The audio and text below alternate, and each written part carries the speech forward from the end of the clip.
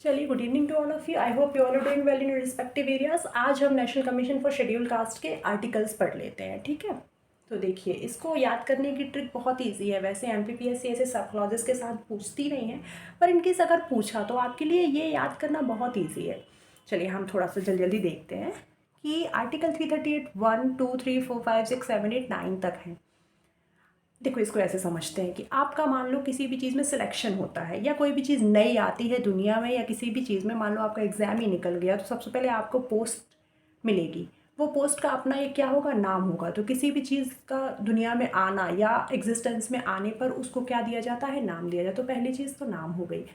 फिर क्या होगा, नाम मिलने के बाद अब उसको क्या होता है, सपोज आप एसडीएम बन गए, ये तो आपकी पोस्ट का नाम है। उसके बाद आपको कंडीशंस बताई जाएंगी सर्विसेज की, आपका टेन्योर डिसाइड होगा, आपका कंपोजिशन, ये सारी चीज़ें। और उसके बाद अपॉइंटमेंट, ये सारी चीज़ें आर्टिकल 338(2) में आ जाएंगी।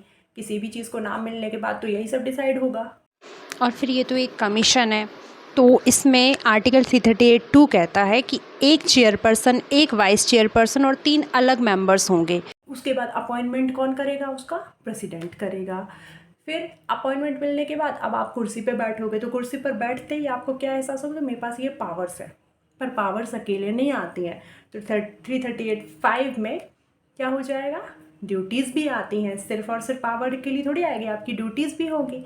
फिर अब जो ड्यूटीज़ होंगे, आप अपनी ड्यूटीज़ निभाओगे, तो फिर आप क्या करोगे, जितना भी आपने काम किया होगा उसकी एक रिपोर्ट बनाओगे। और रिपोर्ट किसको प्रस्तुत करोगे, जिसने आपका अपॉइंटमेंट किया है, प्रेसिडेंट को।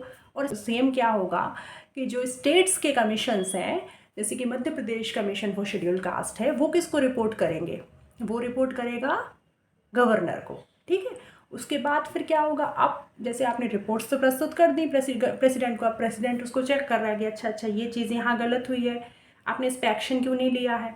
तो अब आप बोलोगे कि सर मैं एक्शन किस हद तक ले सकता हूँ, मेरे पास किस चीज़ की पावर है। एक्शन भी तो आप कितनी सज़ाएं दे सकते हो, ये भी तो होना चाहिए ना। तो गवर्नमेंट प्रेसिडेंट आपको बोला कि आपके पास क्या है, सिविल कोर्ट की पावर है, क्योंकि ये कॉन्स्टिट्यूशन में डिटरमाइन है आर्टिकल 338(8) में। सिविल कोर्ट्स की पावर क्या होती है कि समॉन करना सेशन, किसी को बुला लेना पूछताछ के लिए, एक कमीशन को ये अथॉरिटी देना कि आप विटनेस को एग्जामिन कर सकते हो। मतलब सिविल कोर्ट की जितनी पावर होती है, क्रिमिनल कोर्ट्स की नहीं, सिविल कोर्ट की सारी पावर के अकॉर्डिंग आप इस पर एक्शन ले सकते हो। और जो लास्ट है उसमें क्या है कि स्टेट्स या यूनियन अगर कुछ लॉ बनाती हैं या इनके रिकॉर्डिंग, तो आपसे कंसल्ट कर सकती है इनके बारे में, क्योंकि ऑब्वियसली आपको ही पता होगा ना। तो एक और बार देख लो इसको थोड़ा सा रिवीज। सबसे पहले क्या आ जाएगा, नाम आ जाएगा।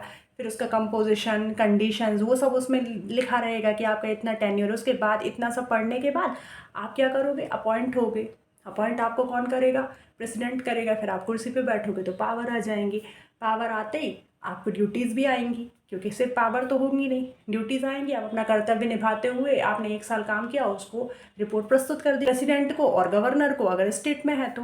उसके बाद फिर प्रेसिडेंट उसके अकॉर्डिंग आपको पावर्स बताएगा कि सिविल कोर्ट के पावर के तहत आप अपना काम कर सकते हो।